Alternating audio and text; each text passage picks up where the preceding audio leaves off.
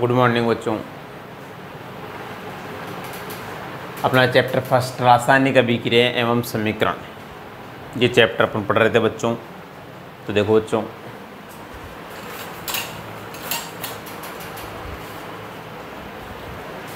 रासायनिक अभिक्रिया एवं समीकरण में अपने 3 लेक्चर पढ़ चुके हैं। अब चौथा लेक्चर अपने स्टार्ट कर रहे हैं। तो 3 लेक्चर में अपन रासायनिक अभिक्रिया, समीकरण, संतुलन समीकरण, ठीक है, अभिक्रियाओं के प्रकार, ये सब चीज़ें पढ़ी। इसमें पहला अपन ने पढ़ा है संयोजन या योगात्मक अभिक्रिया। अभिक्रियाओं के प्रकार में फर्स्ट अपन ने स्टडी की है संयोजन या योगात्मक अभिक्रिया, जिसके एग्जाम्पल सहित आपको समझा दिए गए हैं। अब दूसरे नंबर पे अपन स्टार्ट कर रहे हैं वियोजन अभिक्रिया बच्चों। कौन सी अभिक्रिया बच्चों?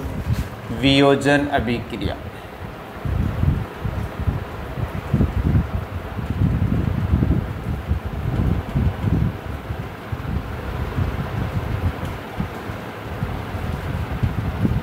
वियोजन अभिक्रिया, वियोजन मतलब किसी भी पिंड को तोड़ना। अब उसको तोड़ने के कई प्रकार है। प्रहार करके तोड़ सकते हैं, दबा के तोड़ सकते हैं, मसल के तोड़ सकते हैं, ऐसे मरोड़ के तोड़ सकते हैं। तोड़ने की प्रक्रिया का होगा। अब ये रासायनिक अभिक्रियाओं में अलग प्रकार है, जैसे ताप देकर, ऊष्मा देकर, प्रकाश देकर आदि की उपस्थिति में किसी पदार्थ को तोड़ा जा सकता है।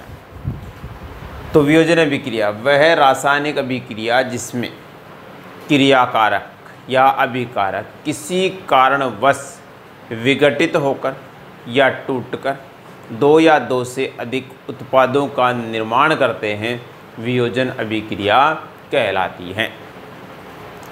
ठीक है बच्चों, देखो डेफिनेशन लिख लेते हैं। वह रासायनिक अभिक्रिया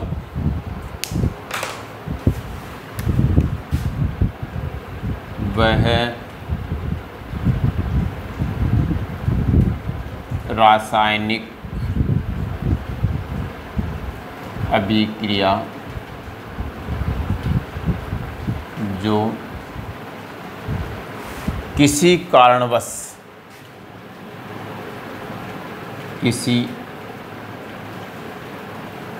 कारणवश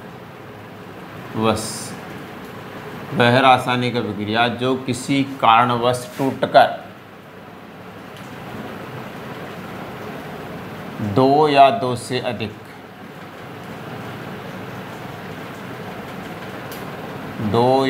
से अधिक उत्पादों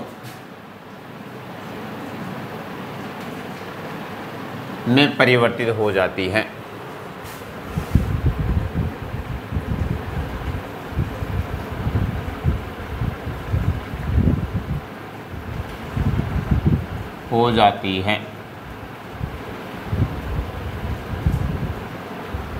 वियोजन अभिक्रिया कहलाती है।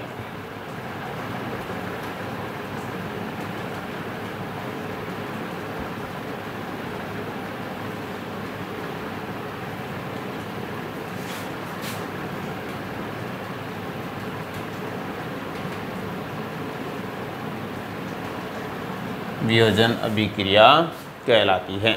यह कोई क्रिया कारक टूटकर यदि 2 या 2 से अधिक उत्पाद का निर्माण करते हैं तो वियोजन अभिक्रिया कहलाती है। यह लिख सकते हैं एकल अभिकर्मक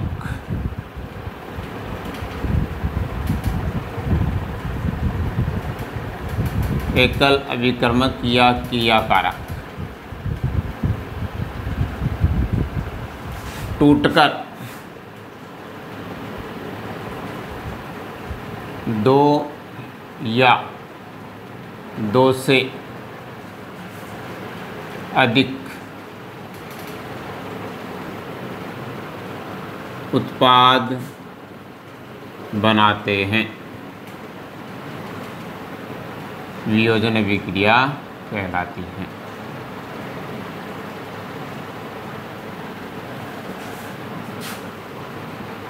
वियोजन अभिक्रिया कहलाती है।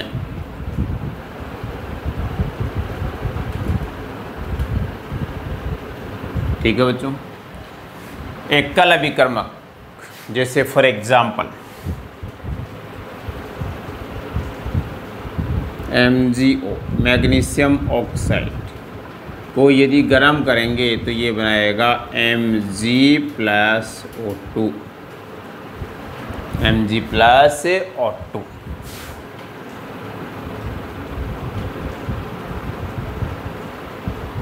मैग्नीशियम ऑक्साइड ये बनेगा मैग्नीशियम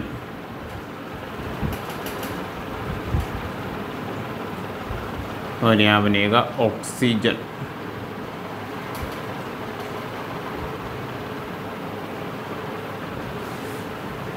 ठीक है बच्चों। तो इस प्रकार कोई भी अभिकर्मक जो है किसी भी कारणवश टूटकर यदि 2 या 2 से अधिक उत्पादों का निर्माण करेगा तो वह वियोजन अभिक्रिया कहलाएगी। ठीक है बच्चों। नेक्स्ट एग्जाम्पल देखना चाहें अपन तो इसे फेरस सल्फेट FeSO4 आपकी बुक का एग्जाम्पल है बच्चों, फेरस सल्फेट वाला। इसको उष्मा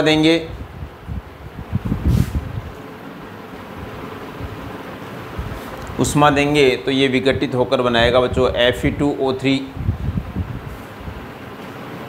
Fe2O3 plus SO3 plus SO। FeSO4 विघटित होकर बनाएगा Fe2O3 SO3 और SO2। अब अभिक्रिया को बैलेंस करना है, इसको बैलेंस करना है और इसको भी बैलेंस करना है। यह है फेरस सल्फेट।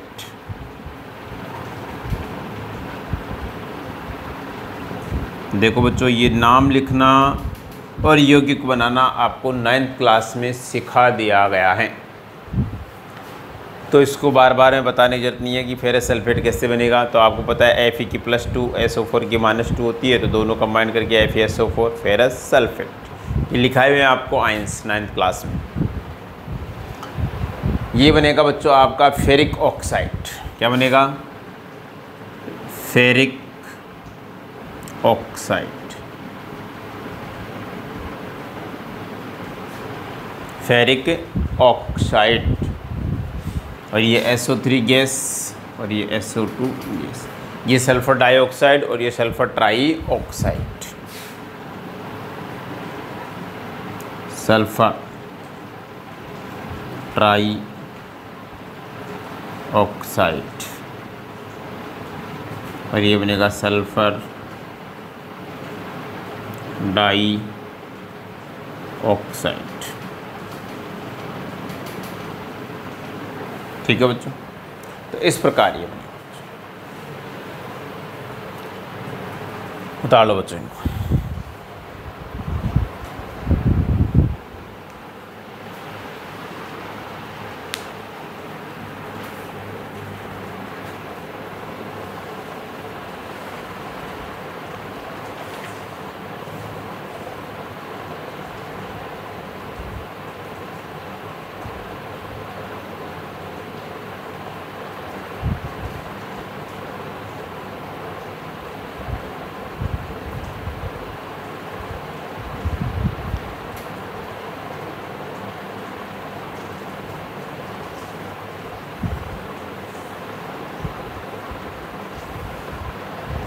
ठीक है बच्चों।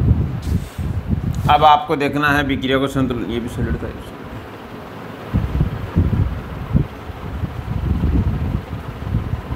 अब अभिक्रिया को संतुलन करना है तो आपको बताया था दोनों ओर के अभिकारक व क्रियाकारकों के परमाणुओं की संख्या क्या होनी चाहिए? बराबर।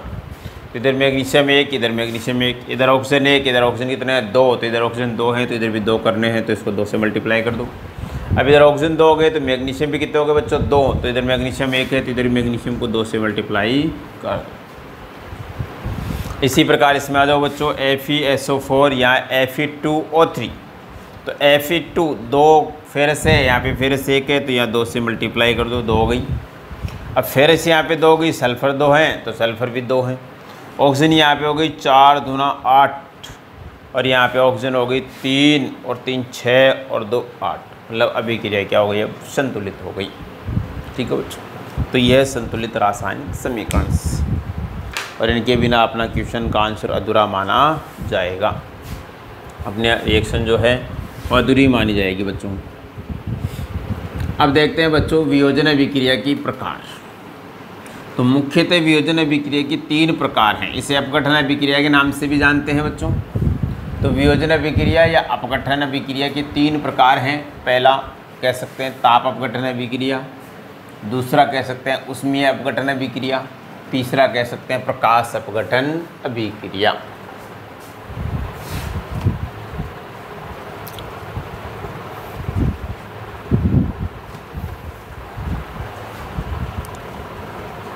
देखो वियोजन अभिक्रिया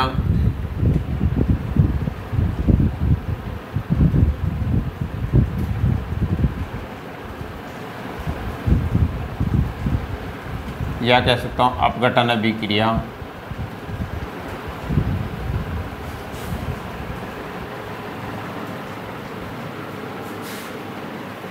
के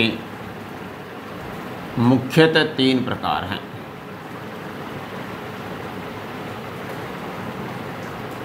मुख्यतः 3 प्रकार हैं।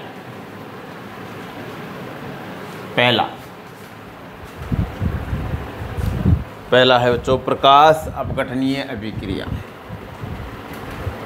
प्रकाश अपघटनीय अभिक्रिया।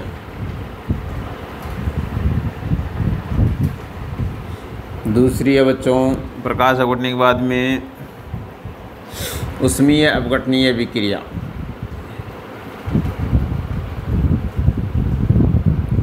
उष्मीय अपघटनीय अभिक्रिया।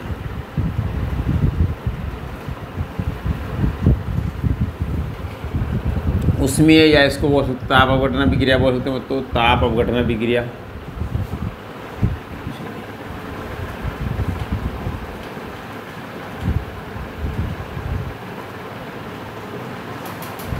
तीसरा है बच्चों विद्युत अपघटनीय अभिक्रिया।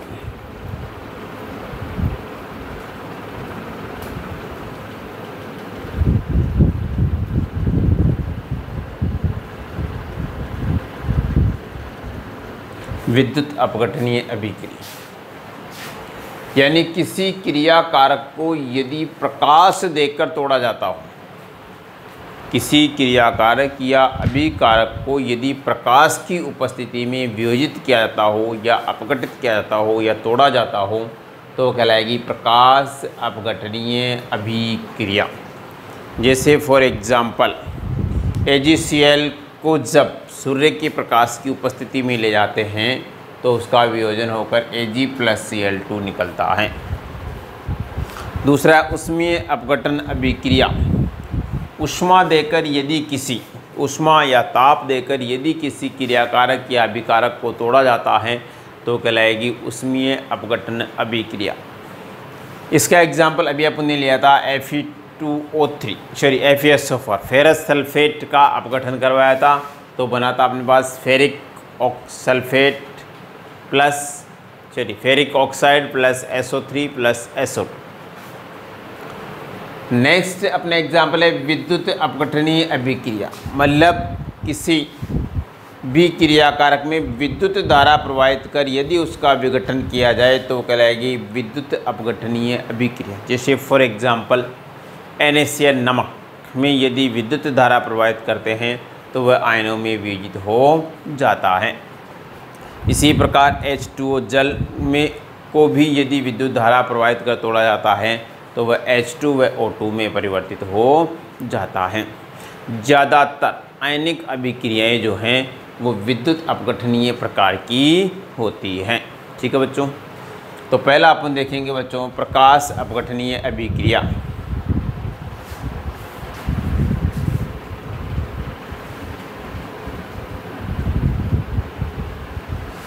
पहली अभिक्रिया देखेंगे बच्चों प्रकाश अपघटनीय अभिक्रिया।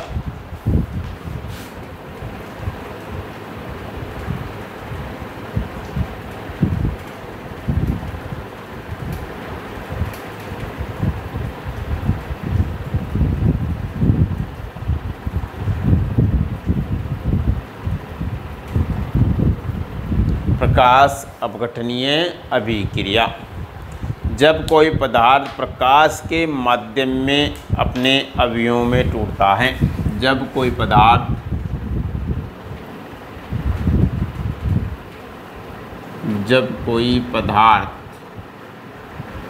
प्रकाश की उपस्थिति में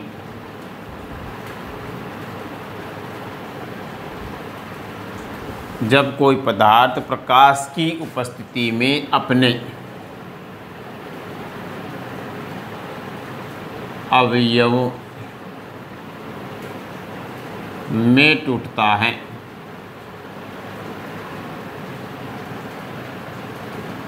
तो उसे जब कोई पदार्थ प्रकाश की उपस्थिति में अपने अवयवों में टूटता है तो उसे प्रकाश अपघटनीय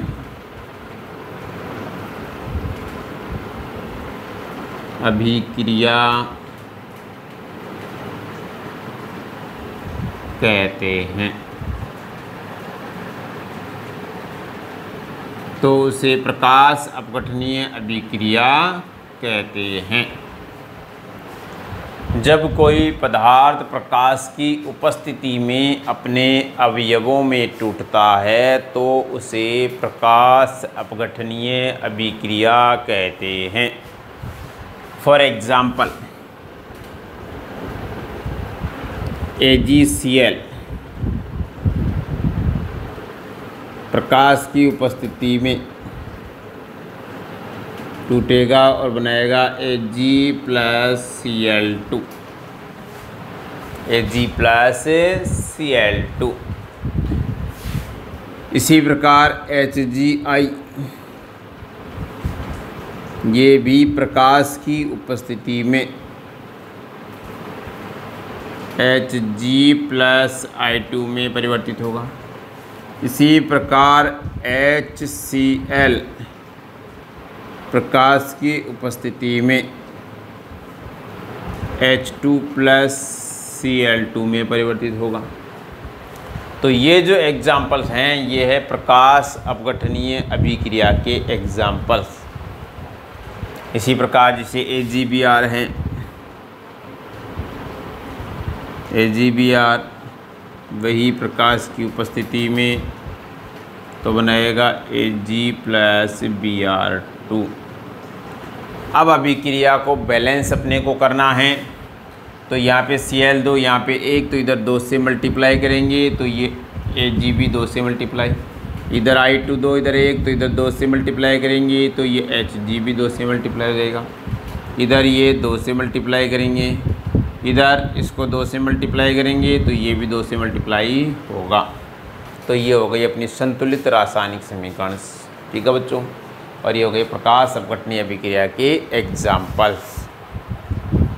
और एग्जाम्पल आपकी बुक में देख लेना आप। ठीक है बच्चों,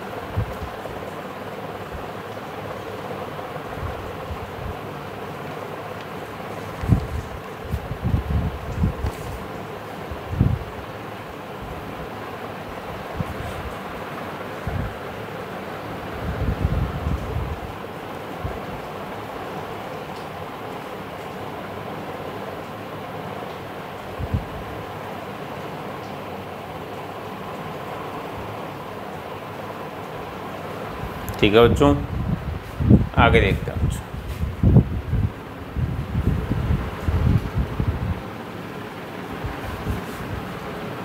नेक्स्ट लेते हैं ताप अपघटन अभिक्रिया या उष्मीय अपघटन अभिक्रिया।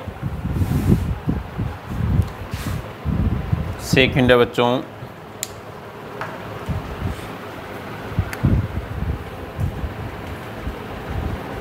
ताप अपघटनीय अभिक्रिया या उष्मीय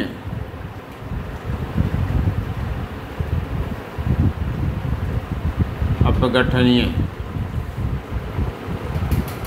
अभिक्रिया।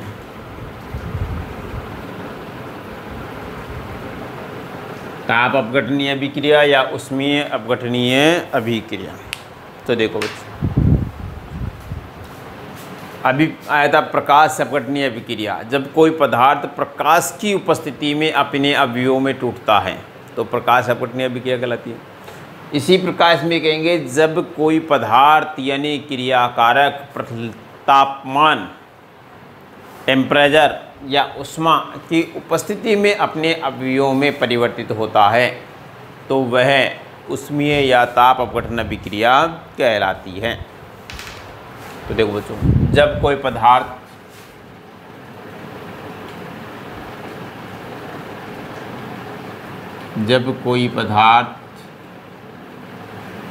ऊष्मा या ताप देने पर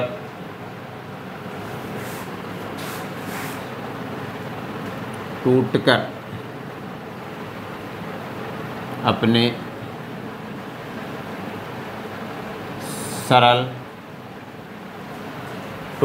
अपने सरल अणुओं में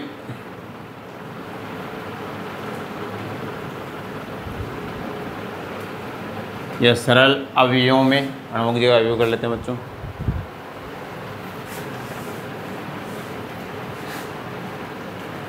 सरल अवयवों में परिवर्तित हो जाता है तो उसे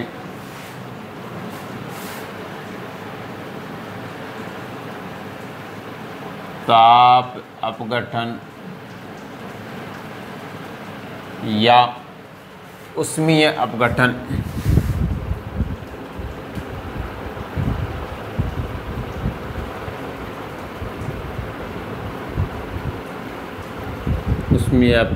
अभिक्रिया कहा जाता है।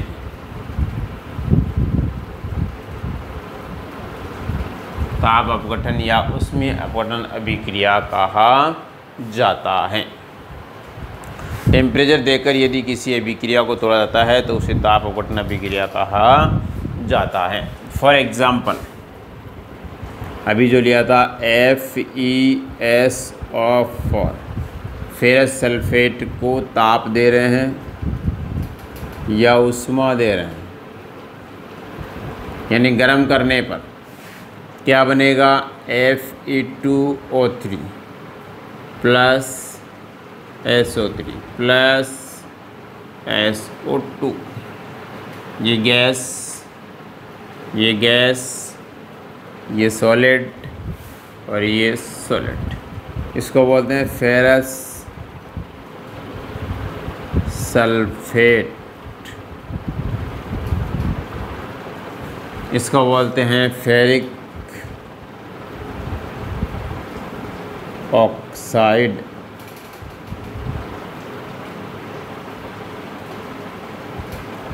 इसको बोलते हैं सल्फर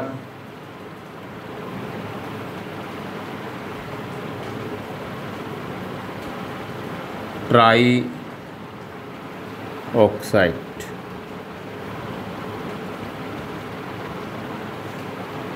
इसको बोलते हैं सल्फर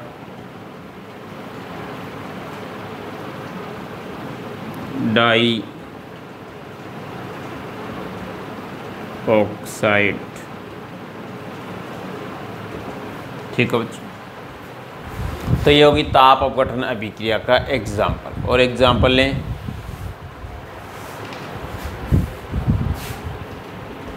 PbNO3 लेड नाइट्रेट, ताप अपघटन।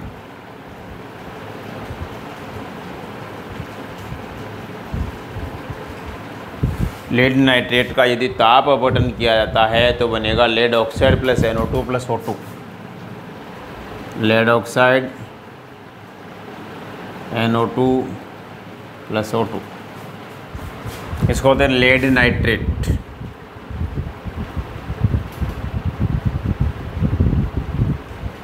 लेड नाइट्रेट, ये है लेड ऑक्साइड।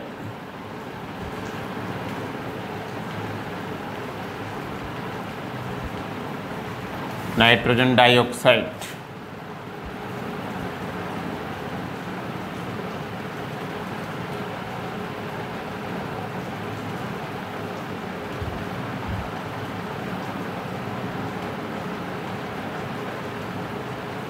और ये है ऑक्सीजन।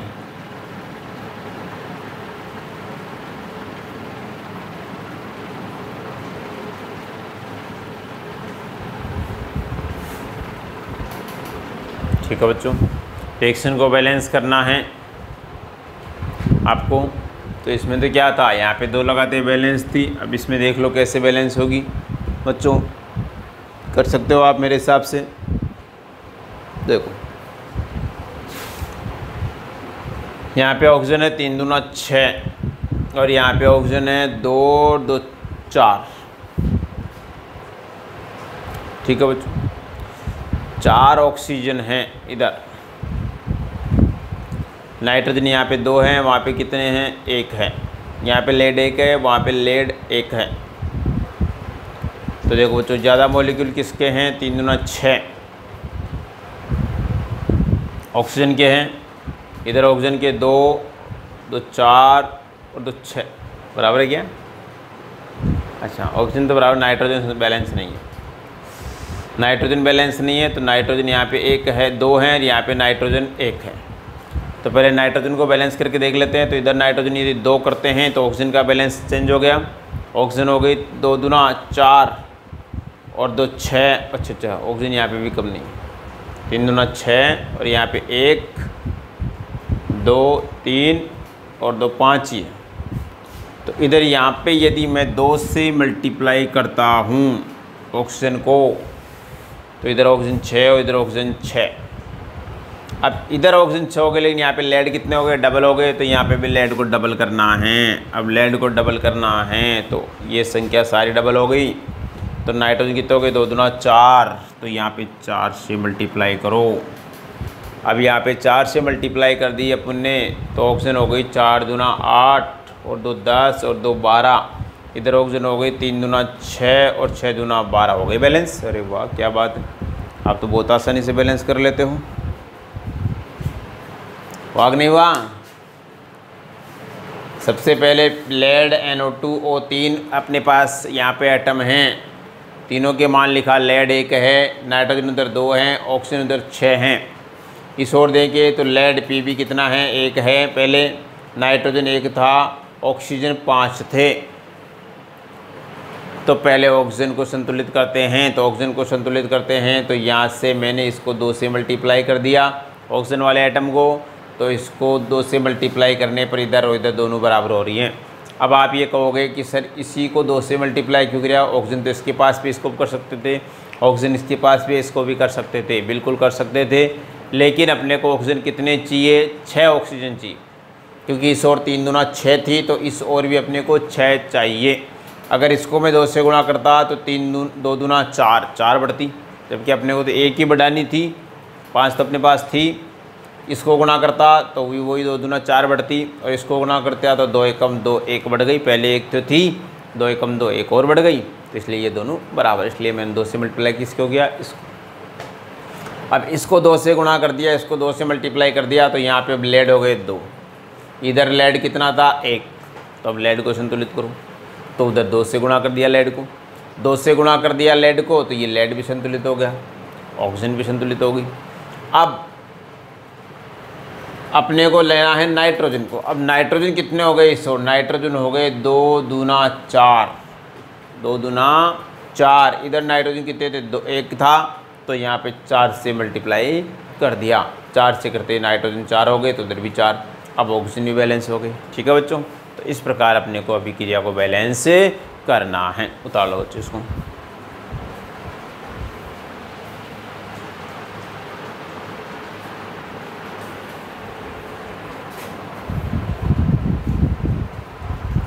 अब नेक्स्ट अभिक्रिया है बच्चों लास्ट इसकी, और वो है विद्युत अपघटनीय अभिक्रिया।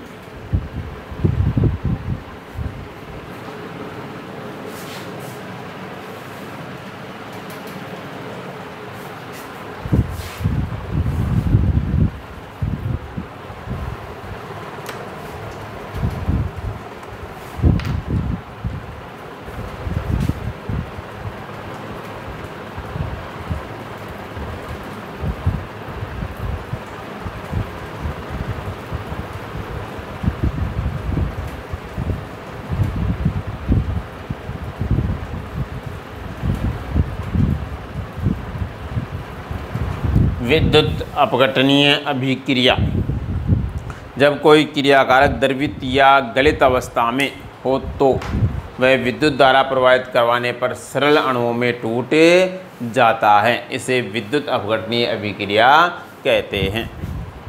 जब कोई क्रियाकारक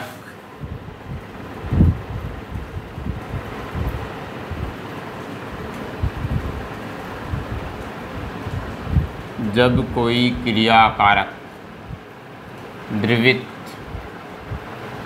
या गलित अवस्था में हो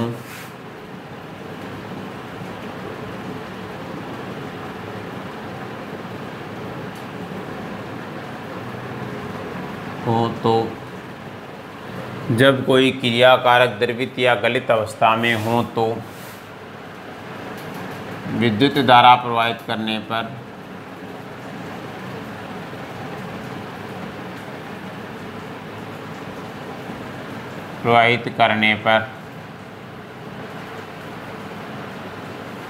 वह अपने सरल अवयवों में टूट जाता है। वह अपने सरल अवयवों में टूट जाता है। इसे विद्युत अपघटनीय अभिक्रिया कहते हैं।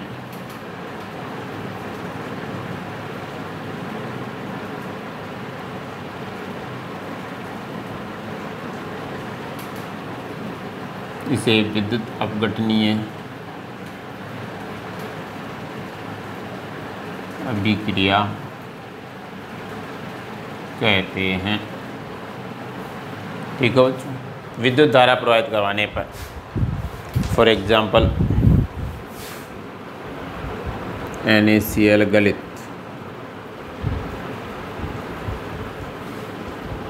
विद्युत धारा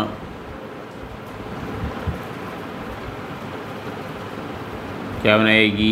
Na++Cl- H2O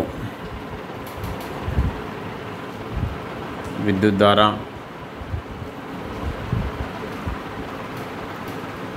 और ये बनाएगा H2+O2।